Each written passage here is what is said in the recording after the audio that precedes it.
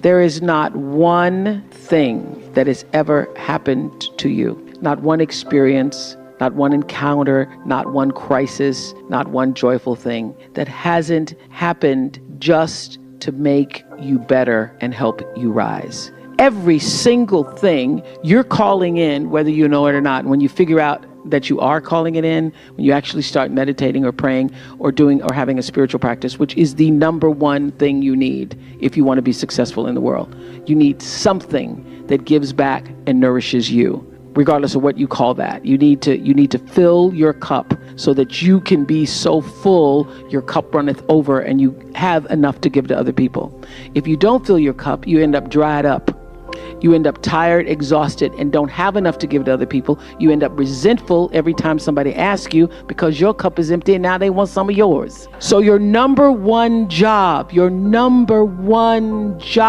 is to fill your cup and make yourself whole.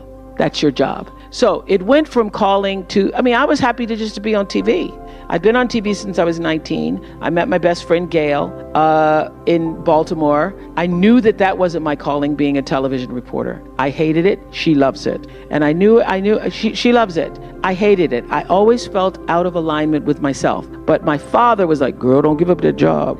You making $25,000 a year and you 25? Don't give up that job. So I had those voices, but every day I wouldn't say agony. I was trying to find, how can I be myself, be real on the air? And I always felt like I was pretending and that I was out of alignment. And then when they got ready to fire me, they were going to fire me, but they didn't want to release me from the contract. So they thought, well, let's just pay her out and we can get her to do this talk show thing. So they literally put me on the talk show to get me out of the way. And the very first day, I sat on there interviewing the Carvel ice cream man about his multiple flavors, and Benny from All My Children. Remember, Benny used to be on All My Children. Those were my two first guests. And doing Dialing for Dollars in between. I knew that I had come home to myself.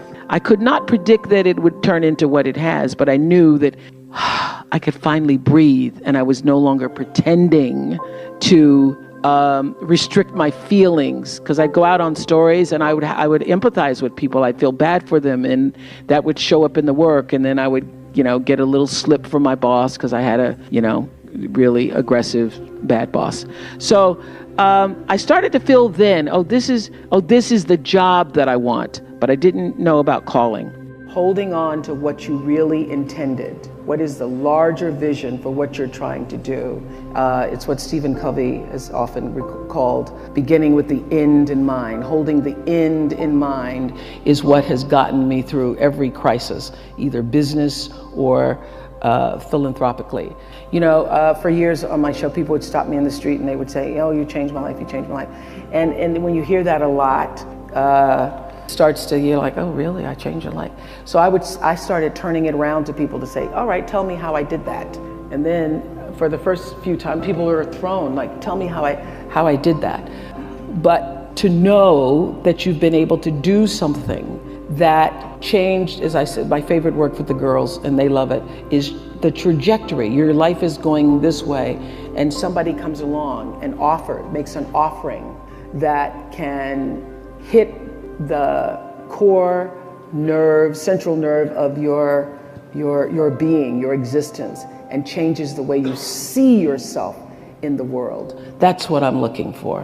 Wherever you are in your life, whatever space you hold, whatever your status is, you have the power to give back from where you are and to use your life, because that's what all of our lives are for.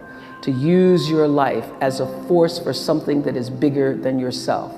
And that the law of nature that says what you put out comes back, that when you do that, and it comes from the center of yourself, not just from writing a check, or I'm going to do this because it looks good, or I'm going to show up in church, or I'm going to tithe, or whatever, but you do that from the center of yourself, that is what true humanity is all about.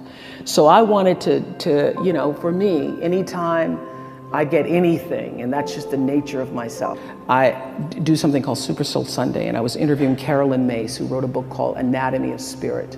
And what's really exciting for me is that we were able to broadcast that not just on the cable platform, but to also blast it around the world. So we simulcast it around the world. So all around the world, people are tweeting in, thousands of people at the same time. And she said something that really hit a nerve. I knew it would hit a nerve with everybody because it hit a nerve with me. She was talking about how most people lead their lives following a course that is not their own. And that unless you can find the course that is truly your own, you will remain off course. And she was talking about how so many women betray themselves, and that when you betray yourself in relationships, regardless of what those relationships are, that you are no different than the person who hurt you. Now, that's just a simple little sentence. When you betray yourself, you're no different than the person who hurt you.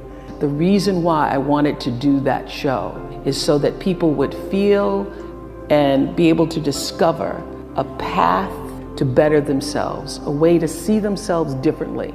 And that one little phrase, when you betray yourself, you become no different than the people who hurt you. Open the door for that. So I, in that way, am validated because I'm very clear about what my purpose on earth is. I'm very clear that the work that I do on television is just a way of me manifesting myself as a vessel and a vehicle for the larger energy that I call God.